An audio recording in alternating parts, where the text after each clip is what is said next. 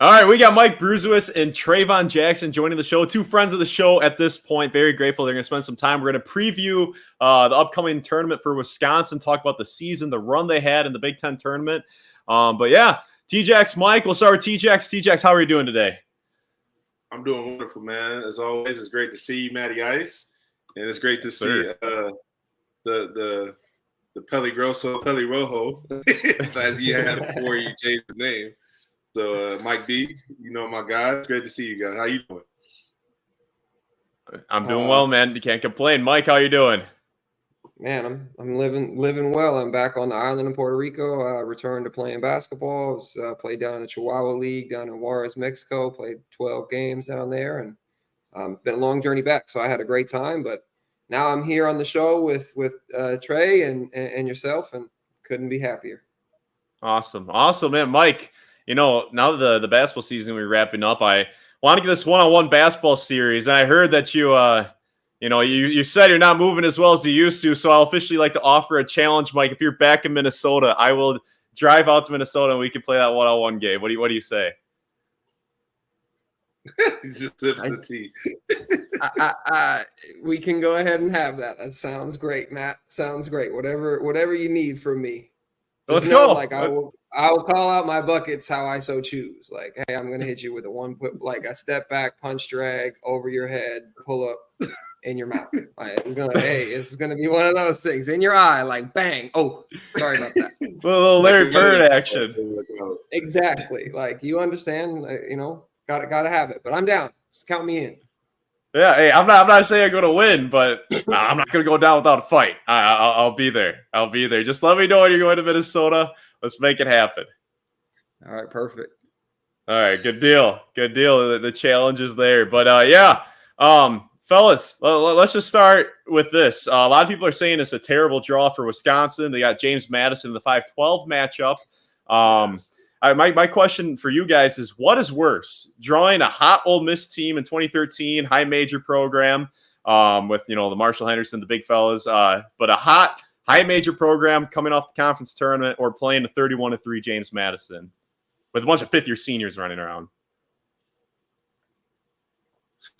I'm a little biased, Mike, just because I feel like that year our team was so just dysfunctional, and not because we didn't like each other. We actually rocked each other as a team, but we just had a lot of issues with injuries, trust from the staff. Like I was new, I wasn't supposed to be the point guard that year.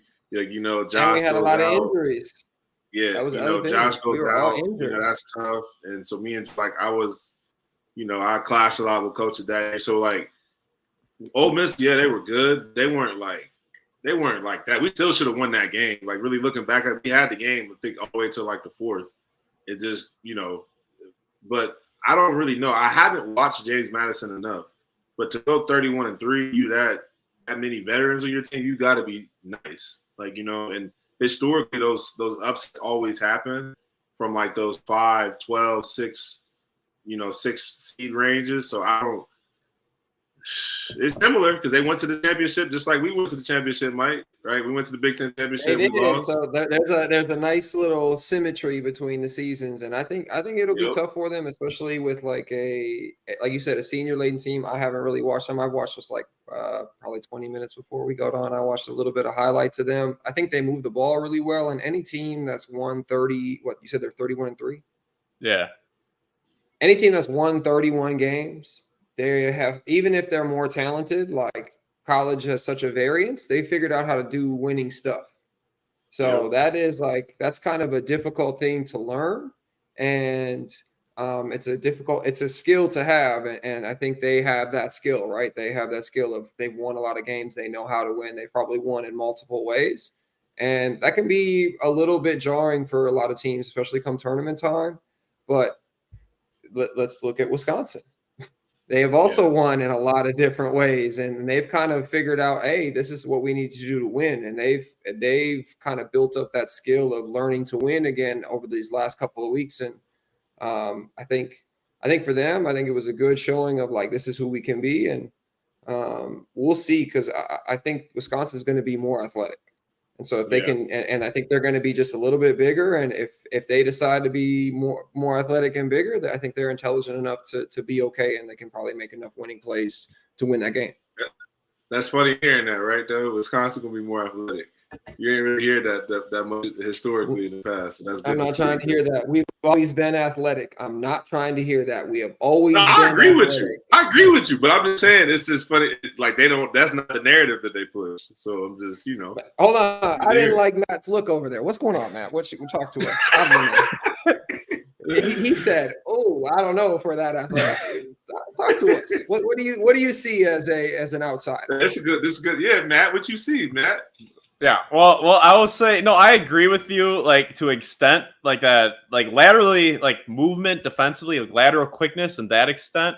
Yeah, Wisconsin's typically really athletic, but if we're talking like just burst and finishing at the hoop and guys like Storr, I feel like that comes only so often. Guys who are just getting easy buckets like that. I feel like typically Wisconsin has a lot of guys who.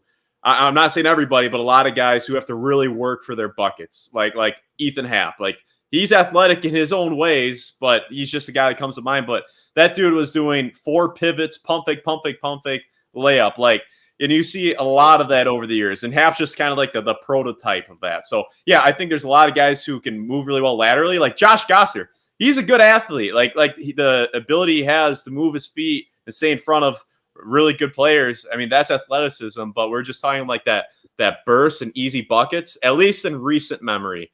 I feel like that hasn't been a ton. Hey, you ain't see Josh though when he took that point spot before he got hurt.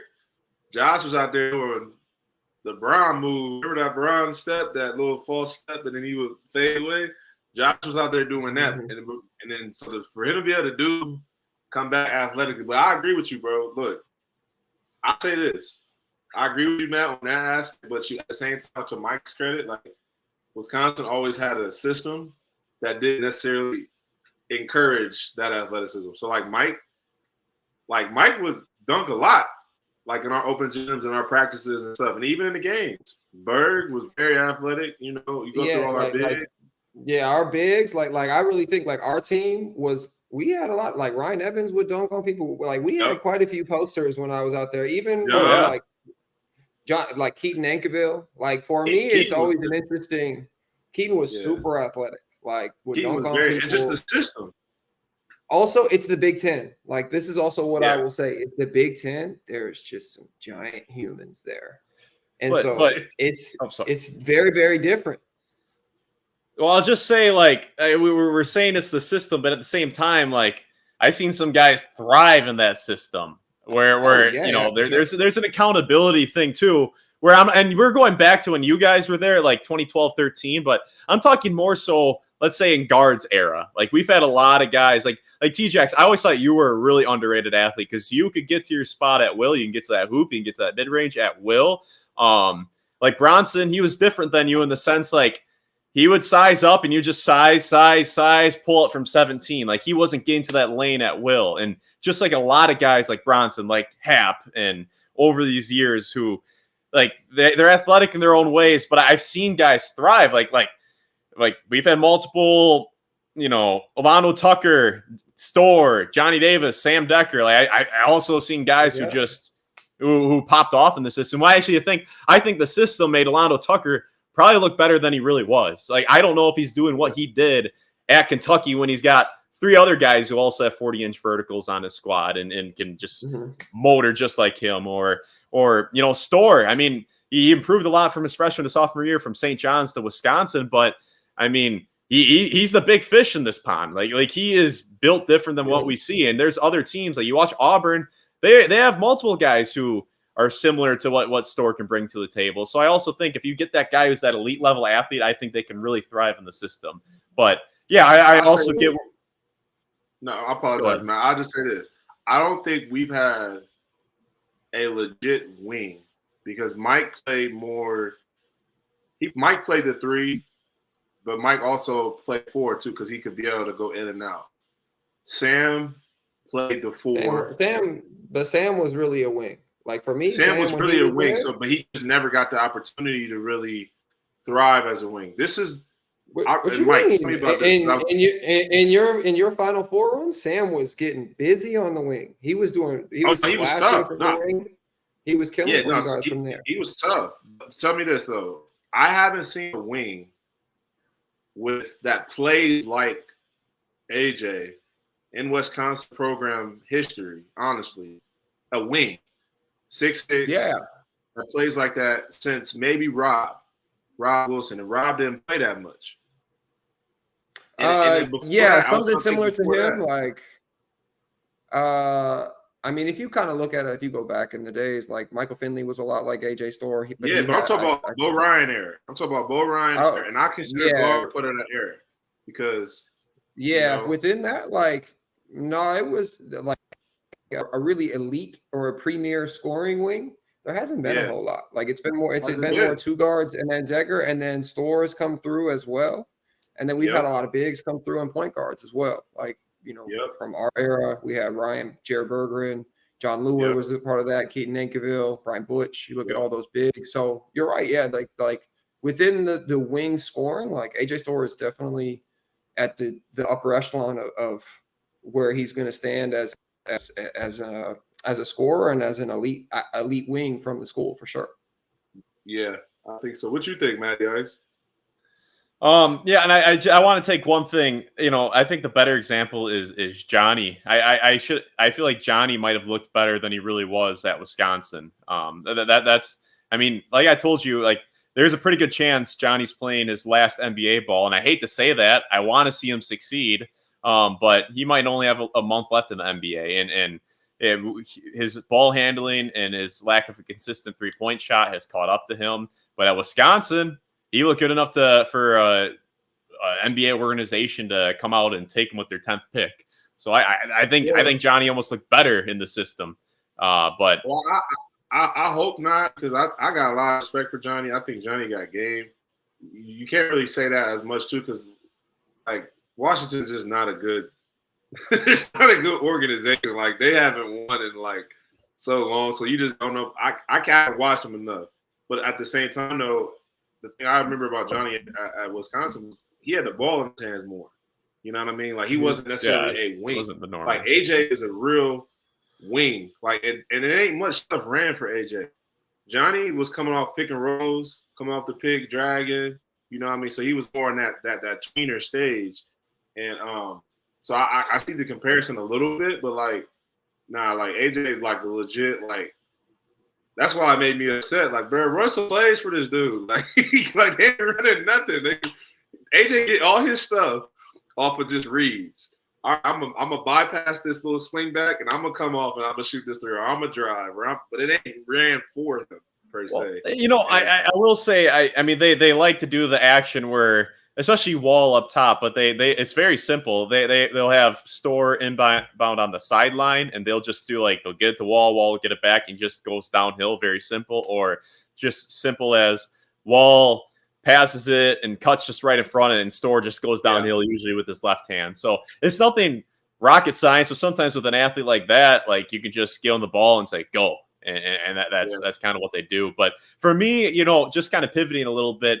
My biggest problem with the system, and I made a few videos saying this, is like I just don't like the how tense Wisconsin has played. I mean, since you guys were there, since Gard's era, we've seen these teams. We had the leak audio a few years ago from the meeting, but just these teams play so tense. They lose their swagger. The team looked fantastic for 3 months, and then they just fall off a cliff. And I know the Big Ten's hard, but my biggest issue with Greg Gard and the culture and the system that he has is just the lack of instilling confidence in his players. Where I just interviewed a guy from Oakland University, going to play Kentucky. That he has the greenest light in the world.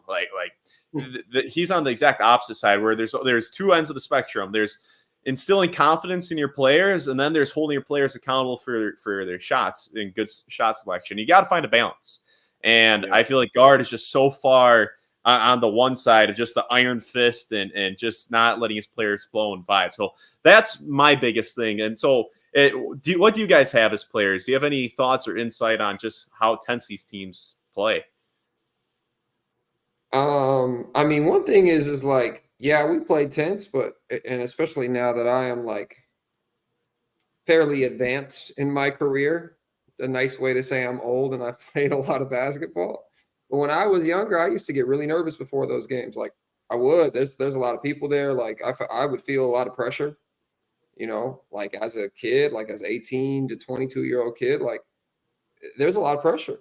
And pressure is all in your head, and it's kind of how you handle it. But even at that time, like I remember that, like, there was a lot of pressure to win, like not only from outside things, but also within myself, like as a competitor. And it happens. I think it happens to everybody. I don't know about you, Trey, but I feel like that's pretty a normal reaction, especially to big time college basketball. If you can walk into a game kind of nonchalant and be like, yeah, whatever, I'm good. Like I think you're kind of weird then. But why is Marquette and why is Oakland and all these other places? Why are they playing so confident and flowing? Why it feels like it's just Wisconsin who plays super tight and it goes. I don't know, like to that extent. No, it's not because you can look at Michigan State at times. You can look at Indiana at times. I haven't watched like a lot of it, but like you can just tell from watching. And I'll say this: culture and environment is huge. When it's huge when it comes to breeding confidence or take away confidence. And what I mean by that, it starts first off verbally, like the verbal interactions that a coach will have with a player. Those verbal interactions will either instill confidence or they'll take that confidence away.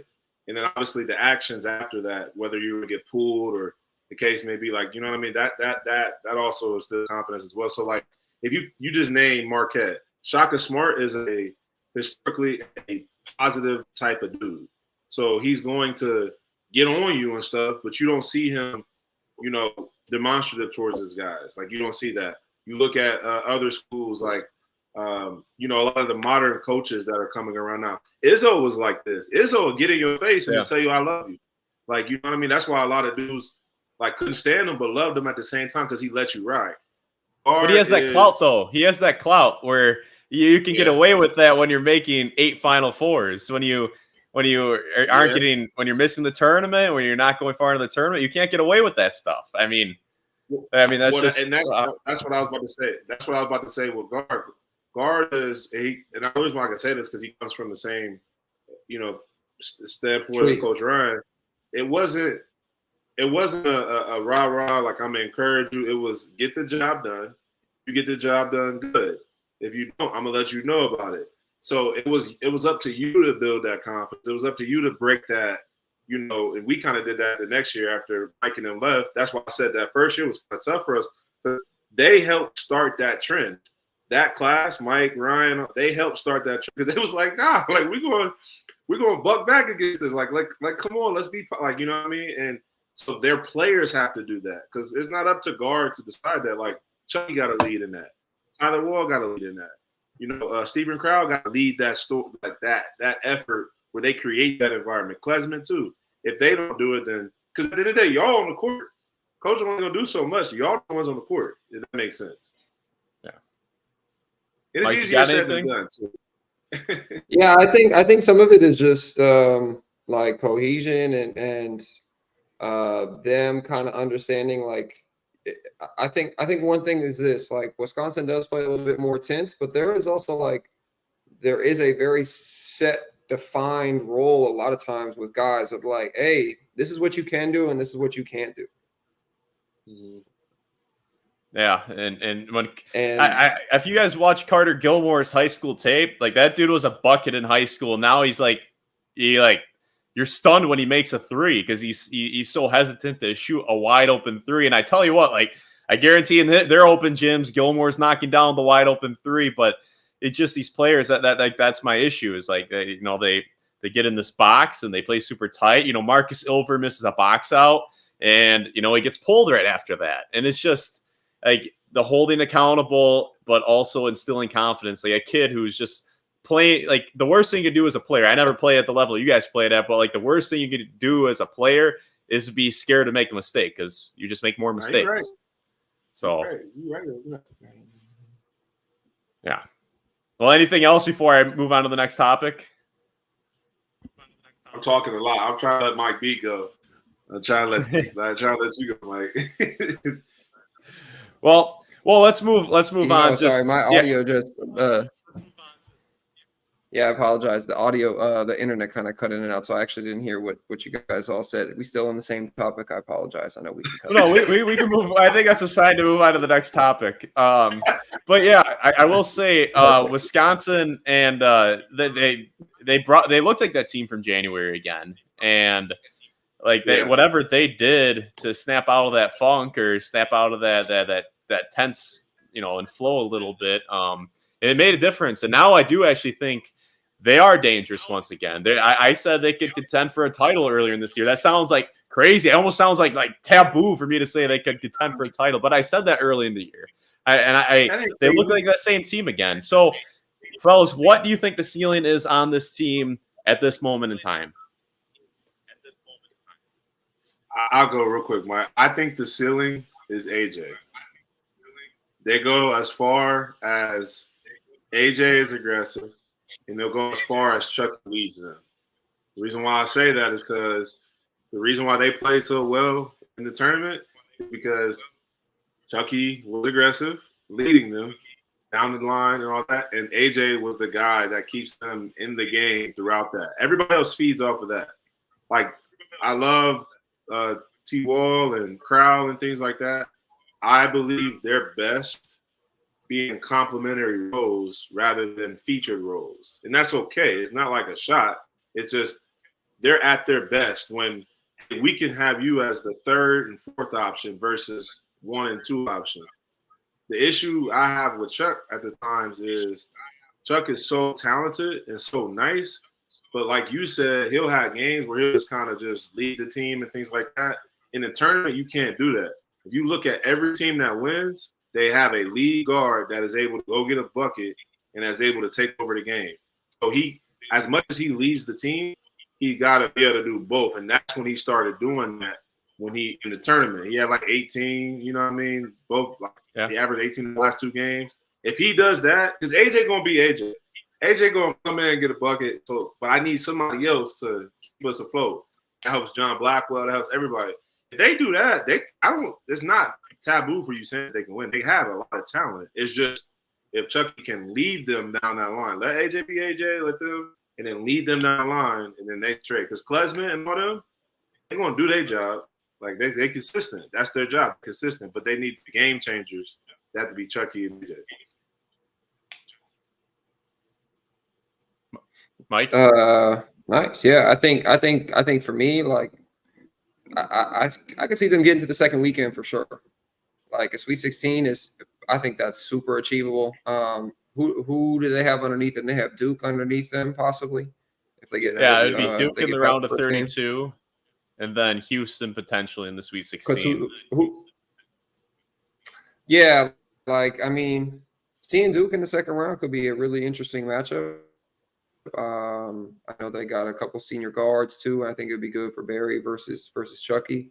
I think that would be, an opportunity for them to kind of prove themselves because they've taken down some good teams and they've, showed that they can play with the best teams in the country because, Purdue was one of the best teams in the country and they were able to, outlast with all them. And so, yeah, I think a second weekend is for sure a very likely scenario. And if they get all the way to the Final Four, I'd be a little bit surprised, mostly just because it really kind of goes for me. Like, I see that, within the team, I think they go as far as Stephen Crowell and Tyler Wall take them.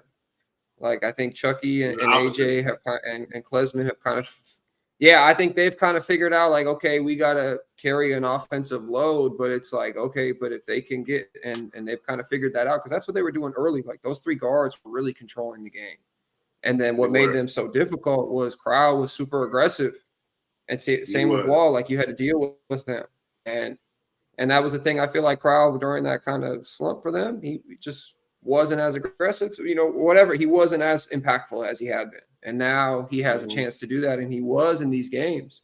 So I think, yeah, definitely a second weekend for them is very easily attainable. I would be surprised if they make the Final Four, though. But, it also depends on matchups, right? And who, and that's kind of one of the things is see who wins, who loses. Like, you can all of a sudden see, like, hey, maybe they get knocked out and you get the easy path. Like, for me, when I was a sophomore, we were kind of staring down the barrel of a Pittsburgh team that was like 31 or 32. They were super good, and Butler knocks them off. So we were like, oh man, we can maybe get to the Final Four or Elite Eight for sure. And so it's it didn't happen that obviously, but there is that element. Also, like, the tournament's kind of a monster of its own. Like, it can really, like, if you're playing well, like, you can really have fun, and you can kind of ride this kind of crazy wave. And if you're not playing super well, or maybe things kind of get a little shaky first, like, that wave down is hard to climb back up too, because the other team kind of feels it. So that's why the tournament games are super interesting. But yeah, I would hope a second weekend would be awesome to see out of these guys. And yeah. Oh, wait. Yeah, and Mike, I tend to agree with you a little bit on the wall. Agree with me then. That's what y'all feel? You're going to agree with me? Yeah, well, the reason why is, like, actually, I mean, it's a team effort. I'm not going to just say it's anybody. Obviously, that's kind of the cliche answer, but Wall, I think, is a little banged up right now. He had a really rough Matt, Big Ten tournament. You let him beat you up, Matt? Come on, Matt. Stand strong with your boy. Stand strong. No, I'm not taking anybody's side here. I'm just saying, like, Wall, like, if they want to make a deep run, Wall can't be doing what he did in the Big Ten tournament. I think he was a little hurt. Crowell, I think in his personality, I think he's a very, like, nice human being, and I think it's not natural for him to come out really aggressive. So I think, like, he's got to be able to flip the switch for every single game and turn the aggressive switch on. Like, I love that he had some he was talking crap to Zach Edey. Like, I love that. I love when we see a mean Steven Crowell. He nails a three and he's flexing on the guy right in front of him, staring him down. Like, that Steven Crowell's that's a dangerous Steven Crowell. But when Steven Crowell's in the championship game against Illinois in the second or end of the first half, has no one guarding him within 15 feet, and he doesn't shoot the wide open three because he just is waiting for Chucky to run the set play, that's a problem. Like Crowell's like shooting 47% from three. Like, he's just got to be confident. And yeah, T-Jax, what you got? No, I agree with you. Like, this is the only reason why I said what I said about T-Wall or Steven Crowell, because I totally agree with Mike and you too, Matt. Like, I just see them as third and fourth, and the reason why I see them as third and fourth on the importance, like, as far as the aggression, their aggression needs to be there. But, like, Steve, like, he don't get enough easy baskets. Like, everything for him is boom, boom, boom, or an open three. And as a big, to have an open three, like, you 7 foot. You 7'1". Let's get you some easy ones. Then your three will start falling. But if I'm relying on the big to shoot from the three, then I just don't see them winning, like, deep that way. I think they can win some games. I just don't see them winning deep that way. So that's why I said it's up to Chucky to lead that and notice, okay, T-Wall, I need to get him an easy one. I need to get Steve an easy ones so that those things, because AJ going to be AJ. AJ going to find his way. But here's the thing. Sorry to cut you off, but, like, yeah, you got – so, I mean, I'm not going to say it's up to – for me, if I had to pick one, but it's a team thing. Like, I'm going to sound very corny, but it's a team thing. If I had to pick one guy, it would be Chucky. But it's like – I agree with you, Matt. This was Chucky the last 12 games has been really good. In that Big Ten tournament, both ends, he looks like a top 5 point guard in the country. Like he was an animal. And, like, if Chucky's an animal like that in the tournament, that changes everything, because I got to the point, and I had Mike on earlier, and Mike was like, yeah, Chucky's my favorite player to watch. And I agreed, but as time went on and Chucky wasn't looking to shoot, and when he did shoot, he was missing. I was saying, like, okay, now you got Crowell isn't shooting. Wall can't really shoot that well. Chucky can't really shoot that well.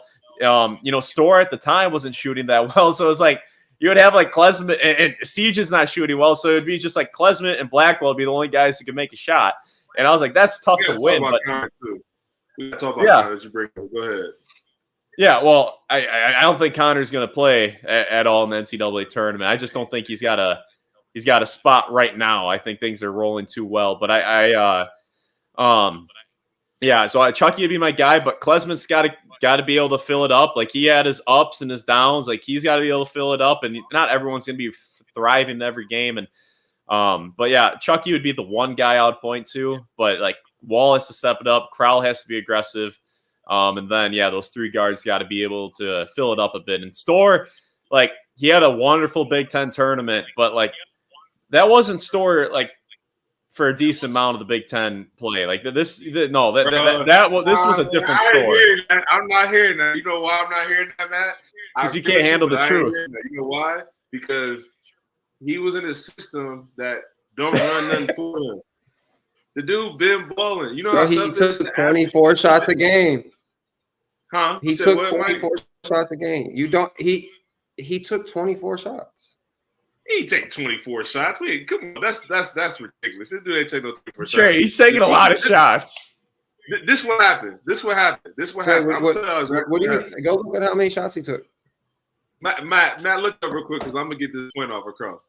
This is what happened. Chucky not shooting. Steve not shooting. T-Wall, everybody pump faking. AJ like, shoot. Well, I shoot. If you don't want to shoot, I shoot the ball. That's literally what happened. And it's like he getting pulled for being his position. That was my only issue, bro. My only issue was he's taking a lot of shots. Everybody upset with him for shooting, but bro, that's why he brought me here. That's why he brought me here. If I'm not doing, I'm a scorer. He's a literal scorer. To score the ball, you have to shoot. Well, he shot. That's his job. Yeah. Well, he shot 11 in the Maryland game, 16 against Northwestern, 23 against Purdue, 20 against Illinois. He hasn't shot less than 10 shots since February 13th in a game. That's good. What y'all want to be 10 for 10? You want to be 10 for 10 every night? Like, you look at the best score. No. Hey, look at the best scores in the NBA. They be like 3 for 16 at night. It's like, nah, like he got to be aggressive. We're not saying. Go ahead, Mike. Listen. It's not that he is. It's not that he's not. We don't want him to be aggressive. It's like you're asking him to have sets run for him, but he's still taking a lot of shots. So at this point, like his job is to go be a bucket, not to have sets run for him, because that's a waste. He can get his own shot. I'm not saying. Let me. But now the other guys got to get shots. So for him, no, you're right. Let me clarify what I'm saying. I'm saying he was doing all that without having any sets run for him. So what I mean, the reason why I bring that up is because we're talking about him. They go through these lulls where we look for the best possible shot possible. You ain't gonna get that all the time. And Mike, you know this as a pro. Sometimes your best shot is the first one you get. AJ has that mindset.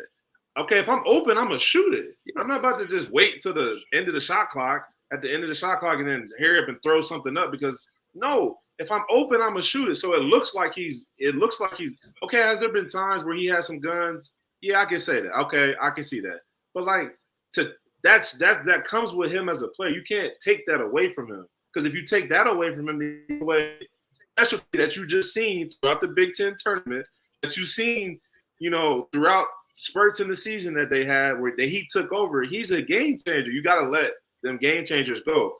Talk to him. Okay, look, let's get this type shot. And then go back and do what you do. So if you can do this without stuff ran for you, imagine what you could do if you had something ran for you. That's all I was saying.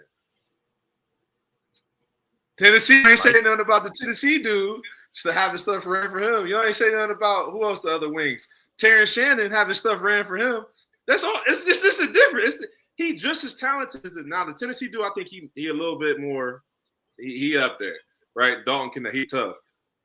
But he just as athletic as Terrence Shannon. He can shoot better than Terrence Shannon. Terrence Shannon just got stuff ran for him. Yeah, but I think Shannon is a better pick and roll player, and he shoots the ball better than Storr does. Like I think AJ's great. And that's what I'm saying. But his job is to be a scorer. Like in transition, he gets a lot of shots in transition. He pushes. He gets that green light. Hey. You get the opportunity to go attack and make plays in transition. Other guys don't, right? So for him, I think for him, he's been great. He's done exactly what he's supposed to be doing. And you know that ain't been encouraged either. He did that on himself. He wasn't getting, but Gard had a much longer leash for him in the Big Ten tournament. He got the leash. He was balling. Gard's letting him go. You got to play me. You're not going to win.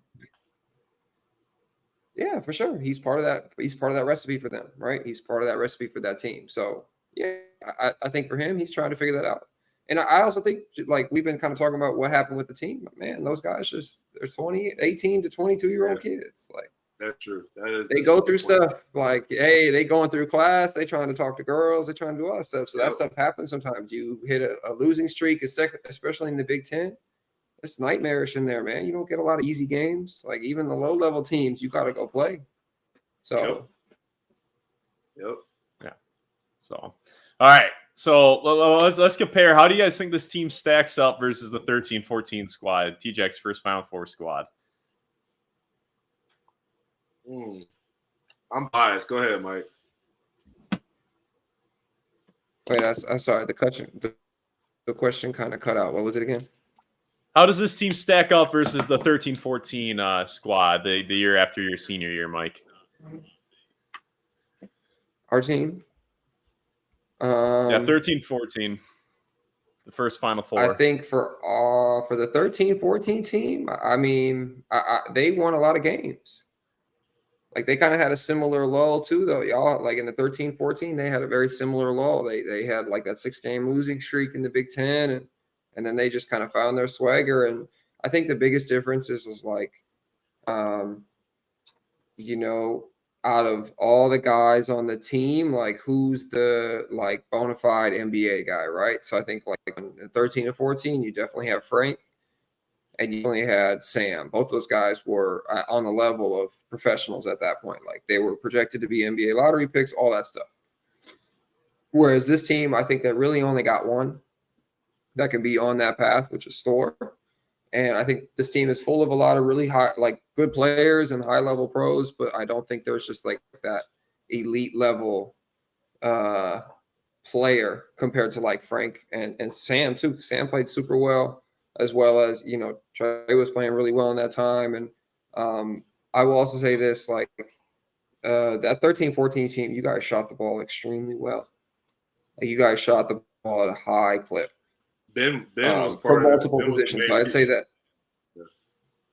Yeah, Ben shot the ball at a super high level, but then you know, like, Nigel was not really shooting it at that high level, but Frank was. Sam was shooting it all right when he was coming back from injuries and stuff like that. So I mean, for me, I'd say that 13-14 team was quite a bit better than this one, just because they just had more offensive firepower from more multiple positions.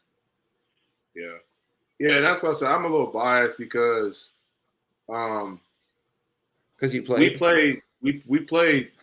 We played multiple styles those last 2 years. So we could play up and down, or we could play slow. It didn't really matter because we had Frank in there, throw it into you. But whenever I pushed the ball, I had Sam running the wing. You know what I mean? I had Nigel running the other. Like, Ben was out there shooting. Josh was the same thing. And then our difference was we didn't have that much time period to make that long of adjustments, right? Like I still think the level of basketball overall in the NCAA was higher then than it is now, as far as the depth of the amount of teams. Like, I believe that Michigan State team that year was like a UConn team this year, basically, as far as like how well-rounded they were. But Michigan State was like a 4 seed that year. Like, you know what I mean? That was a team we couldn't get past. I remember we just couldn't get past them. So I see a little bit more bias. I think matchup for matchup, like, just how confident I was. You know, I'm going at Chuck. Chuck was probably coming right back at me. I think we kind of canceled each other out because Chuck was not a big scorer. Like, he would have some big scoring games like I was. Again, it's not set up like, you know, so I think we cancel each other out. I think AJ and Ben, or AJ and Josh, I think AJ is going to shoot a lot of shots, but Josh was something different when it came to playing defense. He was going to make it tough for him, right? I think Ben and Max, I probably get an edge to Max a little bit, just because Ben like NASCAR. Like, you know what I mean? Ben had fun. Ben would just come out there and just be doing his thing. And just, like NASCAR.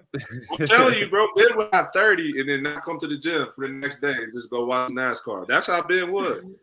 So you didn't really know what you would get from Ben. Besides, I'm a 30-footer, and I might make it. If not, then I'm chilling. You know what I mean? And that's why he was so fun to play with. Ben was so fun to play with because he didn't care, and that gave us belief. So then I take Nige over T Wall, and then obviously I got Frank. So matchup for matchup, I feel like, you know, there's only a couple evens there. You know what I mean? So that's what I think. And then our bench, we had Bronson, bro. We had Bronson coming off the bench. We had who else we had coming off the bench? Vito or Shoei. Evan Anderson. Evan Anderson. Was Evan on that team? You had Nigel. No, you had Nigel. Douye? I forgot about Douye. We had Douye. You see what I'm saying? We had dudes that just like. Yeah, what was it? It was you, Josh, Ben, Decker, Kaminsky starting, then Nigel, Bronson, and Douye coming off the bench. Yep, and he had Vito still there. Vito was still there. Vito was just young. And Showalter came off the bench too. Yep, Shoei did too. Yeah, Showalter came off the bench and changed a couple games for you guys. Yeah, that was the following year. That was the following year. I think Shoei was redshirting that first final. Oh, you're right. Shoei did redshirt that first year. He did. You're right. But yeah, I will. Just people don't like when everyone's in agreement here. That's what I'm starting to learn as I do the show. They don't. They like. They like disagreement. So I will make two hot takes, and I want you guys to respond to that. One, right. I said no way when you said you'd take Nigel Hayes over Tyler Wall. I'm going Wall over Nigel Hayes any year. Give me fifth-year Wall over any year of Nigel. And then I am going to say, Klesmit over Josh Gosser. Those are my two hot takes. So what are your responses?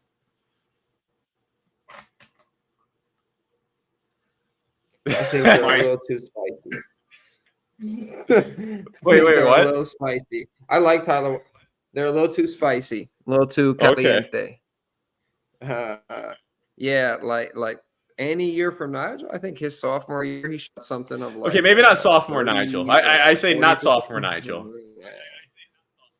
But this that's the one Nigel. Like, that's Nigel the one also had multiple. No, Nigel had multiple 20 plus games. Multiple. Like throughout his career.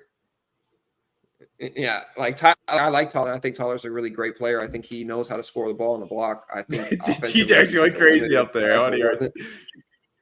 Nige is Nige is a top 10 player. I'll let Mike finish. Nige is a top 10 player in Wisconsin that year. That's all I'm saying about that one. Nigel was different.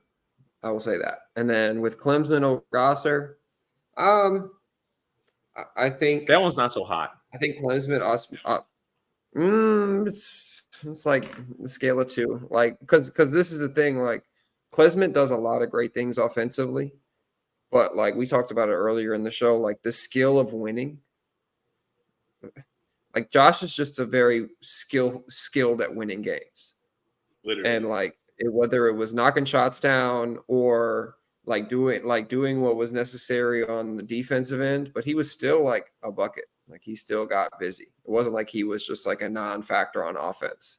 So for me, like overall of the skill of winning, I'm going to take Josh just because of how he affected winning.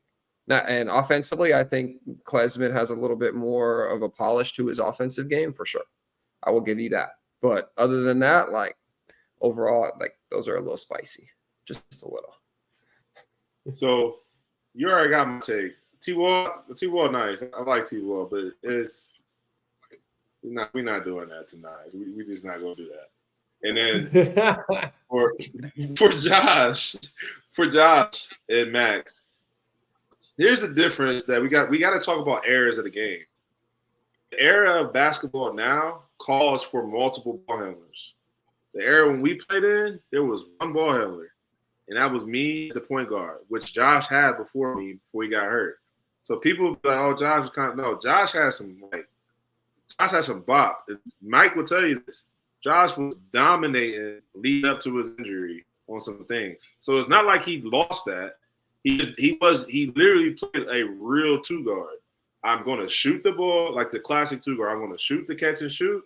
I'm going to lock up on defense, and that's literally what he did. So as far as Mike was talking about for winning, Max ain't getting off on Josh like that. If he does, it's going to be super tough. I'm not saying Max can't. I like Max game. Max is nice, but Josh was just like he played a real 2-3 guard position. This dude, my height, 6'2", 6'3", guard 6'6" dudes on the wing and locking them up. You know what I mean? So it's just a different era of basketball. And yes, Max might be more skilled. It seems like it, but Josh wasn't called to do that. Like he wasn't allowed to do that either at the position that he was playing with us. Like I was the one that had the ball in my hands doing that. That was the only one. Too. And Mike just brought it up for Sam. Like Sam had little moments. Sam had it in this game, but it was only little moments. Everybody had it. It was just we all had certain roles. Now with the game, how it's changed, small ball, like everybody got different positions and things like everybody kind of handle. You'll see a little bit more of that. So yeah, I know that was a hot take, but yeah, that's we need to cool that hot take down. We need to simmer it down. Yeah, no, I will say sophomore Nigel is different than T-Wall. Sophomore Nigel for sure. Sophomore Nigel, senior Nigel, junior Nigel, I don't care. That dude, Nigel's tough. Hey, Wall was tough before that ankle injury last year. Wall was tough. Yes, Tyler was. They changed. That team changed because Tyler got hurt. 100%. That's true. But Klesmit, so I'll just start with Klesmit a little bit. Don't want to go pontificating and taking a bunch of time here, but your reactions were more what was important there. But well, so I'll start with Klesmit and Gosser. So Klesmit, he just looks. I know you say Gosser never had the opportunity within the offense, and I understand that. But just the fluidity of like. I vividly remember Josh had like a step back three against Iowa because the clock was winding down. It was your junior year. It was at Iowa. And it was a step back three and he drained it, but it just didn't look fluid. Like if you look at the opportunities he had to be a creator, the fluidity of Klesmit is on another level where Klesmit, you can curl him off of screens and he is going full speed left, full speed right, and he's knocking it down. Josh's form, his form to me doesn't look like a guy who can just curl off of screens and he's going to just fluidly move and curl and just 1-2 with 1 foot in the air for three. The fluidity difference of Klesmit, and Klesmit's got a better first step. I don't think there's any doubt about that. Klesmit is like a running back getting downhill to the hoop. Defensively, I'll agree with you that, I think Gosser's a little bit longer and he was a better defender. Klesmit's a good defender. Josh is a great defender. But offensively, you got to have guys who put the ball in the hoop, and I see Klesmit putting the ball in the hoop from three, from mid-range, floaters, runners, all the way downhill. And he's got he's got an edge and a fire to him that I just love. But I think offensively, they're the versatility and the fluidity I see Klesmit move is a little different. Like they're not. I know it was those roles, but I wouldn't want to be calling up the game-winning play against Purdue for Gosser like you did for Klesmit there. You ain't getting me to go against Cap. I don't care what you say. That's Cap. That's Captain America. And I ain't calling you Cap, but I'm saying he was Cap. He was Cap, bro. And you ain't getting me to go. I hear you. You can sound all big words. There's emotional baggage here, Matt. Don't worry. There's emotional baggage here. It's okay. I was with that dude every day, though, man. I see that dude was skilled, bro. Like I said, emotional baggage. So Josh had game. We're not saying he doesn't. When they say emotional. Yeah, exactly. Damage. Exactly. So I mean, So Mike, let's talk about Connor. Let's talk about him, Matt. All right, yeah. Well, we'll just agree to disagree there, but it seemed like Mike was actually trending towards my side there on the Klesmit Gosser debate. But once T-Jax caught wind of that, he quickly pivoted to the next topic. But it's all good. So, all right, we'll just go. Yeah. Well, what about Connor? What you want to say, T-Jax? I heard that he said he's coming back, and that was surprising to me. Yeah. No, I was surprised too. I give him a lot of props. Like he's been a lot more professional, mature than just about any 19, 20-year-old could be in that situation. And in today's era of the portal. I don't know if he liked the university. I think maybe that's probably what it is. But like 1 year, the coach always had a guy that he got on as like the scapegoat. And unfortunately, it seems like this year's scapegoat for them is Connor. Unfortunately, you know what I mean? I hope that's not the case, but like the dude's defense can't be that bad, bro. I can't get him 10 minutes a game. Like, you know what I mean? Dude is a pro. He's not that bad. Every time I keep reading it, said, well, his defense got to get like, bro, like he ain't just getting walked down on. Like, you know, the dude is a lethal 3-point shooter. Like, I was surprised. Kudos to him, though. I wouldn't do that. But, I mean, that's his decision. So.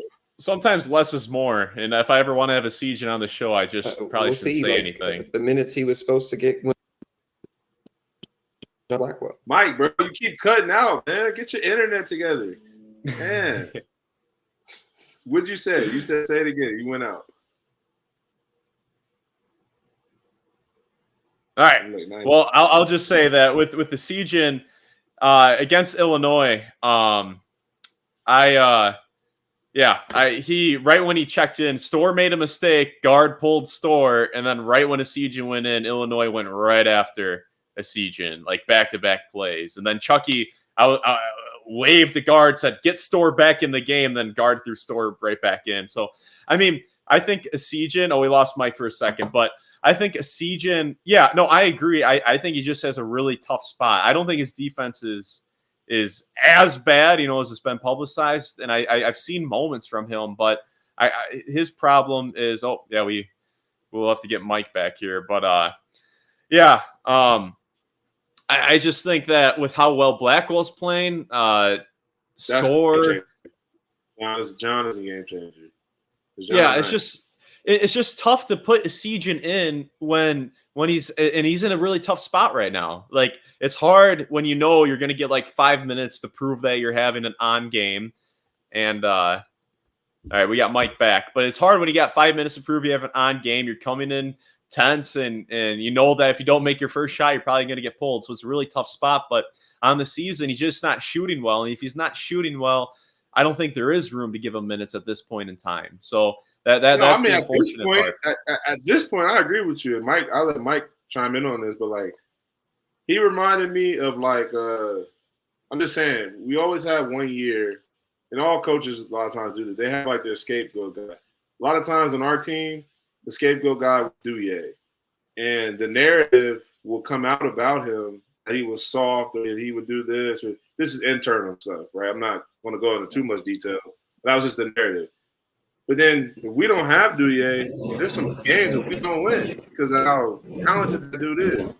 And so he had to get to the point where he played 15 minutes a game at least. Like, it wasn't like Sam was like head and the hills above him. Okay, Sam was maybe a little bit more skilled and things like that. But Douye was a prolific, like, knockdown shooter. And as a shooter, you can't give them at this age, like Mike talks about 18, 19, 20 years of age, like, you can't just give him 2 shots and be like, oh, he's not shooting hot today. We're going to take him out. That was my only issue with Connor. It was like, bro, give him some, like give him some reps. Like, give him some things. He had a big game earlier in the year where he came in. He had a big first half. And after that, he just didn't really play again. I'm like, I don't really get it. And I know Kamari's been playing super well, so I get that. I get that. But it's like, bro, like, you can get a dude 12 minutes, bro. Like, you can give him 12. Maybe 10. Like, he needs to get 0. That's just kind of mind-boggling to me. I don't really understand it. So, I mean, Mike, maybe you got better take than me, though. I mean, it's just kind of one of those things. Like, we're not in the practices, obviously, and they see these guys every day. And like you said, early, like, because the year before, like, they needed help scoring a lot because Klesmit wasn't there and the AJ wasn't there. So a lot of those shots fell to him, right?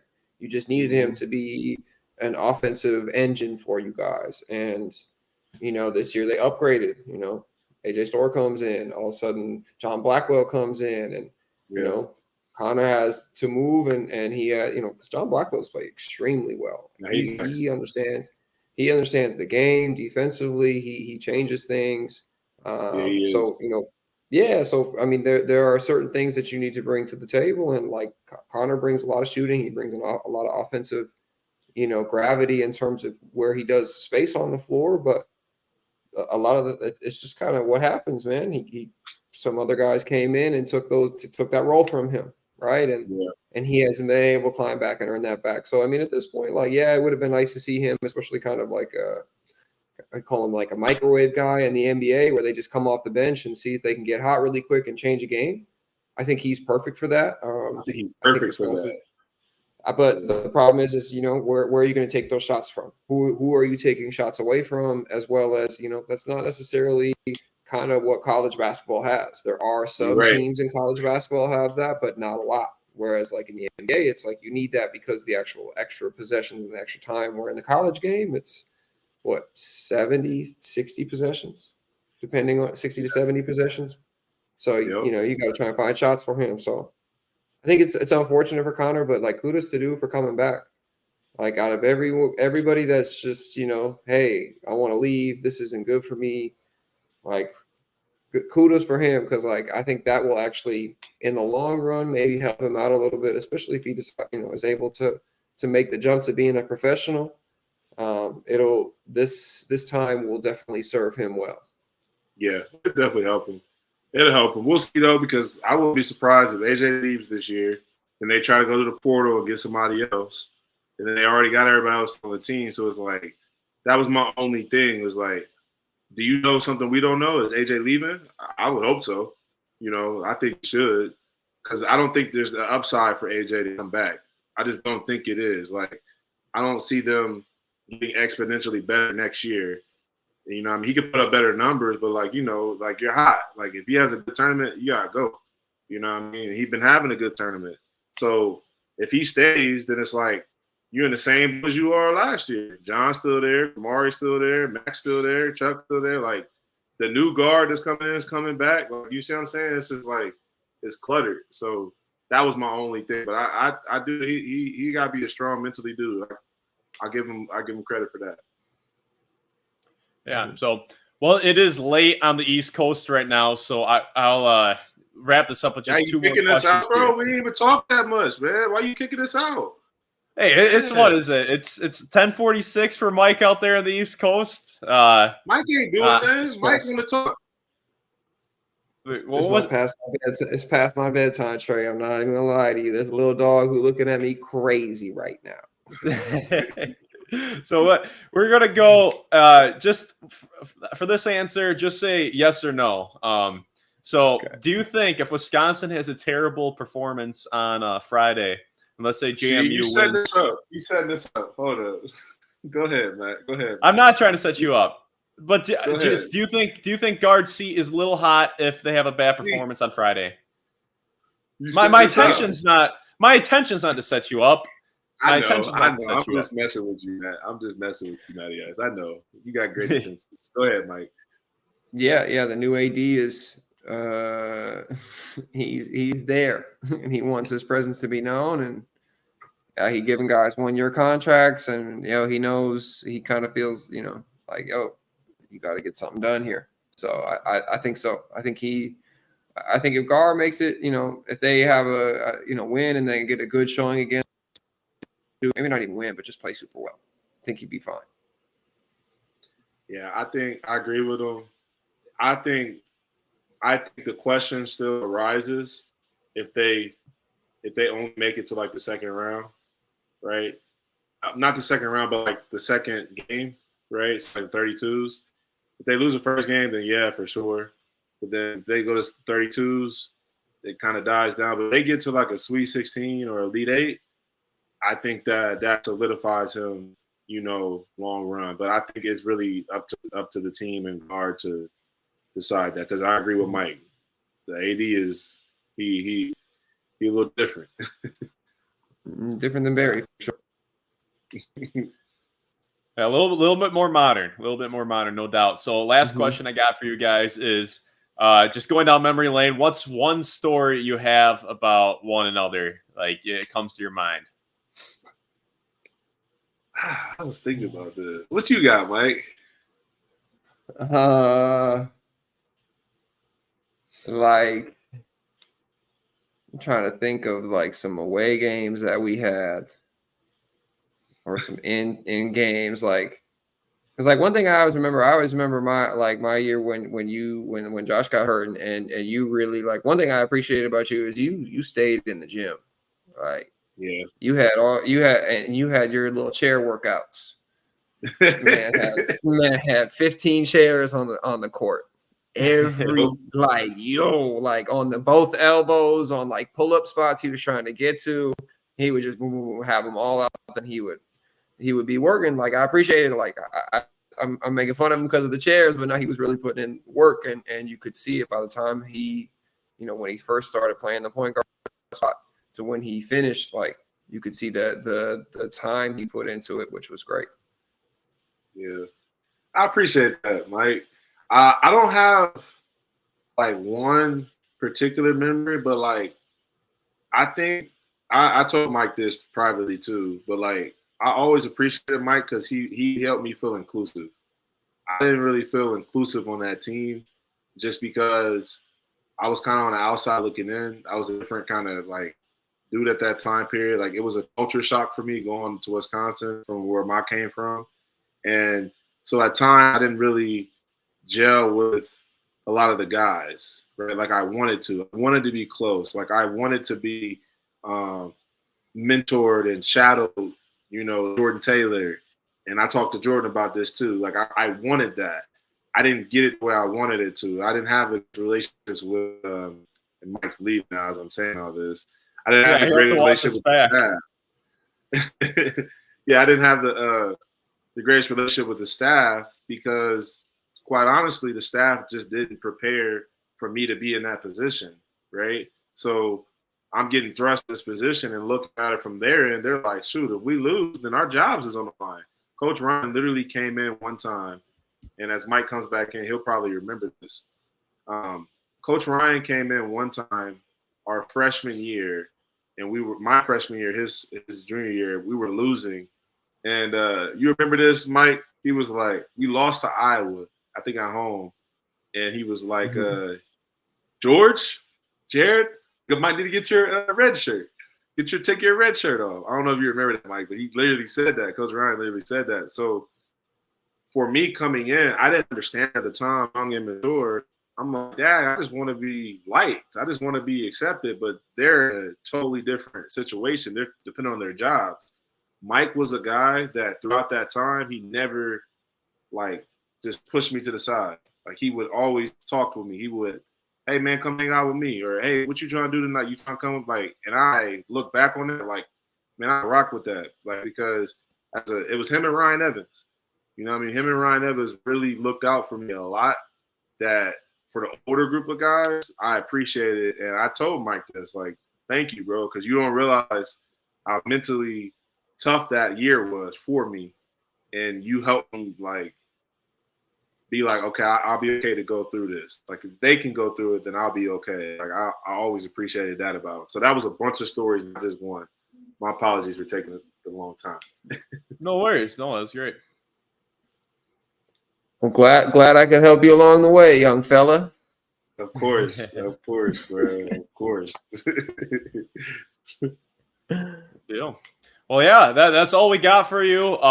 Thank you for making it to the end of the video. If it's your first video with me, make sure to like and subscribe for more college basketball content. And I'll see you next time. And Mike and Traevon, thank you so much for your time. I greatly appreciate it. I had a lot of fun with you guys. Thank you, Matt. As always, Matt. As always, whenever you want to chat, hit me up, and I'll be ready for our one-on-one game. I didn't forget. Don't worry. Let's go. Didn't forget. Let's go. Didn't forget. Well, hey, just shoot me a message. And I'll make my way to Minnesota. Pump fake, right hand dribble, spin, left hand sky hook. Cafe con Kareem. Wait, Traevon. I want your like. I think you've seen the one-on-one videos. Will I be able to keep it within up to 21 Do you think I can get to double digits? If Mike is chilling, then yeah. If Mike decides to really play, you ain't gonna score probably 3. You might get lucky because if Mike turn it up like that, it's just different, bro. Like, it's one thing to go to the gym to go hoop, but it's another thing. This is what I do for my living. Like, That's true. It's a different mindset, bro. So like, that's why I'm laughing at Mike. Mike like, all right, you want to do that? Mike took it as a challenge. Oh, you want to play me? All right, I'm gonna show you exactly what I'm gonna do. I'm gonna get to this spot and I'm gonna shoot it in your face and look at you. That's why. Yeah, this is different. You got go ahead though, man. You can do it. Hey, nothing's impossible. Hey, I'm clipping this up. And every time I go to the gym, I'm watching this, and I'm gonna start getting chairs. I'm gonna start doing ball handling, stuff I haven't done in years. I'm just gonna be ready to roll. It's game time now. So thank you. That's all the motivation I need. How he keep getting that? Like, yeah, he's way down in Puerto Rico. So yeah, well, T-Jax, I'm gonna end the recording here.